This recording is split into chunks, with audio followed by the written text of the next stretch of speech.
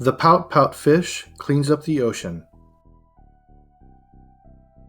by Deborah Diesen. Pictures by Dan Hanna. The ocean is amazing! Mr. Fish's grin was wide. The beautiful surroundings left him wonderstruck inside. His head was full of happy, and his heart was full of awe, but his smile sank away when he turned around and saw a big, big mess. Whatever could it be? But he couldn't really tell, so he talked with a friend who had noticed it as well. There's a problem that needs solving, and I don't know what to do. But I'm going to find some answers. Would you like to join me too? Absolutely, said Miss Shimmer, as she grabbed a few supplies. They traveled to the mystery mess and see with their own eyes. Swimming off, they were enchanted by the ocean big and bright. But looming in the distance was that dark, dismal sight. A big, big mess! What's it made of?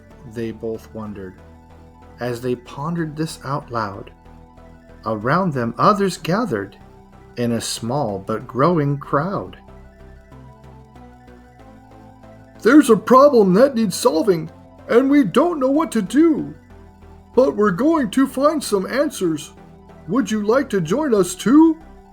Count us in, said Mr. Seahorse, and he powered up his rig. Enthusiasm bubbled. Yes, the group was getting big.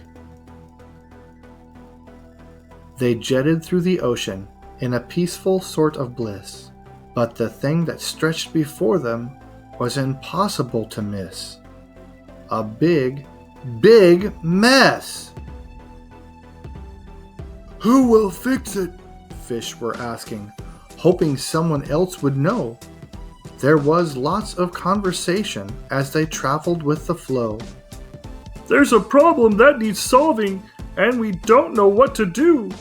But we're going to find some answers. Would you like to join us too? All as one, said Mrs. Squid, as she swished away some junk. The group continued forward toward the nearing pile of gunk. They reached the mystery mess. They took measurements and samples. They made notes and they did research. They found similar examples. When everyone was finished, they assembled to discuss. They came to one conclusion. The problem is us! We made the big, big mess. They froze in disbelief. Then they all began to shout, feeling troubled and uneasy, and some began to pout. Were they stuck with this forever? Would it worsen? Would it grow? Mr. Fish was worried too. But there's one thing that I know. It's awful that we caused it, but this bad news can be good. For it means that we can solve it if we all agree we should. Silence filled the ocean. Their future was at stake.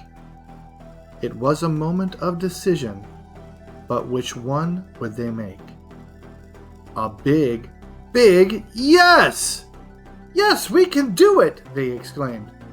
Positively! Yes and yup! So they all pitched in together, and they cleaned the ocean up.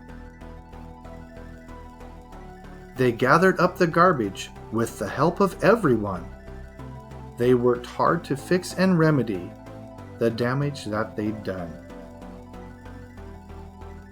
Then they talked about new habits, how to travel with less trace, and reduce their use of plastic, and put trash into its right place.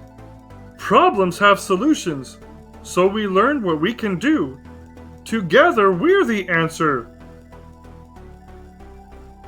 Would you like to join us too? The end. A note from the creators of the Pout-Pout Fish series. Mr. Fish and his friends are counting on you. Even if you don't live anywhere near a beach, there are many things you can do to help clean up and protect the ocean. Learn more. Your parents, teachers, and librarians can help you learn more about risks to our oceans. Some questions to ask include: what are the causes of ocean damage? Which ocean creatures are affected? How do changes in our oceans impact other parts of our planet? Next, take action. Make choices based on what you learn. Can you use fewer packaged products and plastic containers? Can you participate in a trash cleanup? Can you carpool or ride your bike instead of being in a car? In what other ways can you make a difference? Grow the change.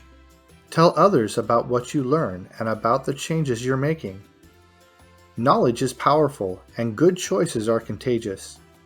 Scale up the impact of what you're doing by sharing it with family, friends, neighbors, and community leaders. Together, we are the answer. Thank you for joining us.